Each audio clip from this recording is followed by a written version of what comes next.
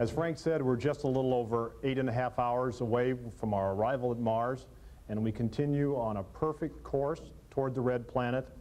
Everything is absolutely perfect. There are no technical difficulties whatsoever with the spacecraft, the ground system, or any of our operations facilities. So we're very pleased that everything is in such good shape at this time.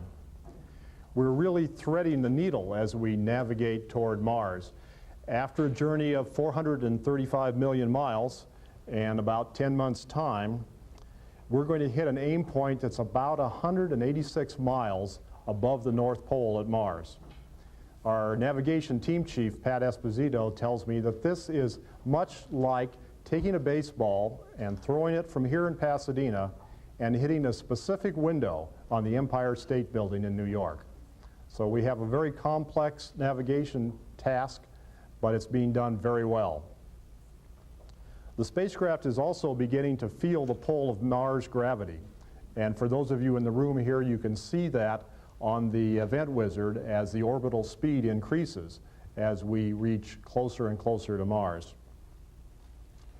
The tracking stations of the Deep Space Network, of course, are continuing to track the spacecraft very well. Currently, 2 stations are tracking the spacecraft. They are located outside Madrid, Spain. Station 63 is one of the largest stations in the network, a 70-meter diameter station.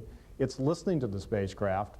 Station 65, a 34-meter high-efficiency station, is actually transmitting to the spacecraft at this time. We don't have to send any more commands to the spacecraft in order to accomplish the events later today, and we're simply taking tracking data and spacecraft health data as we fly ever and ever closer. The next really significant event in our arrival process occurs in about half an hour, and that's the disabling of what we call contingency mode. It's one of the spacecraft's fail-safe sort of routines that's on board. We want to make very sure that the spacecraft's central computer doesn't take any actions on its own, and we want to apply what I call battle shorts to make sure that everything works perfectly during this really critical encounter sequence. I think battle shorts is an old Navy term that says you make sure that fuses don't blow when you're in the height of battle. So we have really disabled the most of these routines so that we're sure the spacecraft will continue to operate absolutely perfectly as we arrive at Mars.